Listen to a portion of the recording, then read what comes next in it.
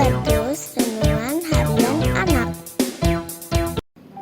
Salam Habatus adik-adik semua, hidupku bagi Kristus. Adik-adik, biarlah senantiasa hidup kita senantiasa dipimpin oleh Roh Tuhan dan senantiasa kita rajin untuk mendekat kepada Tuhan lewat pembacaan Alkitab. Pagi ini adik-adik, sebelum kita membaca sebagian dari firman Tuhan, kita berdoa terlebih dahulu, kita memohon pimpinan Tuhan. Yuk adik-adik, kita berdoa. Tuhan Allah Bapa kami yang bertahta dalam kerajaan surga, kami mengucap syukur dan berterima kasih atas kesempatan saat ini. Ya Tuhan, biarlah lewat renungan kami saat ini menjadikan kami semakin hari semakin takut akan Engkau, dan iman kami semakin kuat dan bertumbuh di dalam Engkau. Terima kasih ya Tuhan, pimpin setiap kami. Hanya di dalam nama Tuhan Yesus kami mengucap syukur dan berdoa. Amin. Adik-adik, hari ini kita akan baca dari kitab Yeremia pasal 50 ayat 1 sampai 46. Cukup panjang ya ayatnya. Nanti kalian membaca diulang di rumah ayat demi ayat. Tetapi saat ini kita akan membaca dari ayat 4, ayat 5, ayat 19 dan ayat 20. Yuk adik-adik, kita membaca bersama-sama. Pada waktu itu, di masa itu, demikianlah firman Tuhan. Orang Israel akan datang bersama orang Yehuda. Mereka akan berjalan sambil menangis dan mencari Tuhan, Allah mereka. Mereka menanyakan jalan ke Sion, kesanalah wajah mereka terarah. Mereka datang dan menggabungkan diri dengan Tuhan dalam perjanjian kekal yang tidak akan dilupakan. Nah, adik-adik, di sini bagaimana Tuhan Allah membalaskan kejahatan bangsa Babel, sehingga Babel runtuh, Babel dihancurkan. Itu semua karena perbuatan tangan Tuhan Allah sendiri, sehingga sisa-sisa dari bangsa Israel dan bangsa Yehuda, mereka bersyukur, mereka kembali kepada Tuhan dengan air mata, dengan kesungguhan hati, dan berfokus kepada Tuhan. Mereka mau kembali kepada pimpinan Tuhan. Dan apa yang Tuhan Allah perbuat ada di ayat 19 dan ayat 20. Akan tetapi aku akan mengembalikan Israel ke padang rumputnya, supaya ia makan rumput di Karmel dan Basan, dan menjadi kenyang di atas pegunungan Efraim dan di Gilead.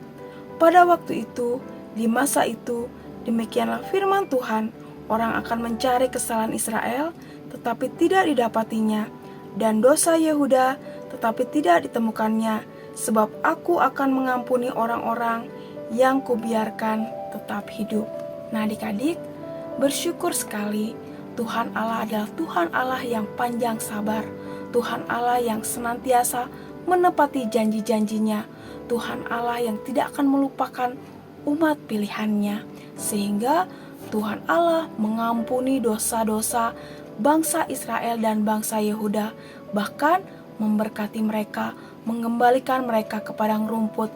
Itu artinya pemeliharaan Tuhan tetap nyata atas sisa-sisa dari bangsa Israel dan bangsa Yehuda, karena mereka mau berbalik kepada Tuhan. Mereka sungguh-sungguh memohon pengampunan dan mereka kembali kepada pimpinan Tuhan. Adik-adik, seringkali dalam kehidupan kita tidak terluput dari apa yang namanya dosa dan kesalahan. Baik disengaja ataupun tidak disengaja, pasti kita pernah bahkan sering melakukan dosa dan kesalahan. Tetapi bagaimana sikap kita? Apa yang harus kita lakukan? Mari kita contoh seperti sisa-sisa dari bangsa Israel dan bangsa Yehuda. Kembali kepada Tuhan dengan air mata, dengan kesungguhan hati, dengan berfokus kepada tujuan, yaitu Tuhan Allah. Kita kembali kepada Tuhan, memohon pengampunan dengan hati yang sungguh-sungguh. Jangan dengan main-main. Jangan kita menganggap sepele kasih setia Tuhan, karena Tuhan itu luar biasa begitu baik, mau mengampuni kesalahan-kesalahan. Yang terpenting adalah kita menjaga supaya kita tidak melakukan kesalahan yang sama. Nah adik-adik, kalaupun ada orang atau teman yang mungkin menyakiti kalian, berbuat salah kepada kalian, mari kita juga mengikuti teladan dari Tuhan kita yang senantiasa penuh kasih, mengampuni, dan mau mengasihi kembali orang-orang yang bersungguh-sungguh untuk meminta maaf atau memohon pengampunan. Mari kita pun menjadi anak-anak Tuhan yang penuh kasih, yang mau mengampuni, mau mengasihi teman-teman kita yang sudah berbuat salah kepada kita. Kalaupun mereka tidak mau meminta maaf, jangan sampai kalian menggerutu. Biarlah kita serahkan kepada Tuhan. Kita tetap menjaga hati kita supaya hati kita tidak diisi oleh sampah-sampah yang merusak hidup kita sendiri. Kemarahan, dendam, ataupun kebencian, jangan sampai seperti itu ya adik-adik. Mari kita tetap rendah hati, kita menyerahkan hidup kita supaya tetap dipimpin oleh Tuhan.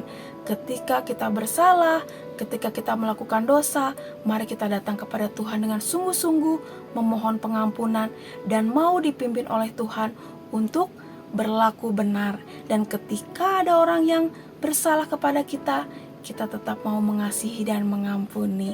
Amin. Mari kita berdoa. Terima kasih Tuhan untuk firman Tuhan pada saat ini mengajarkan kami Tuhan untuk sungguh-sungguh datang kepada Engkau, memohon pengampunan ketika kami melakukan kesalahan dan dosa.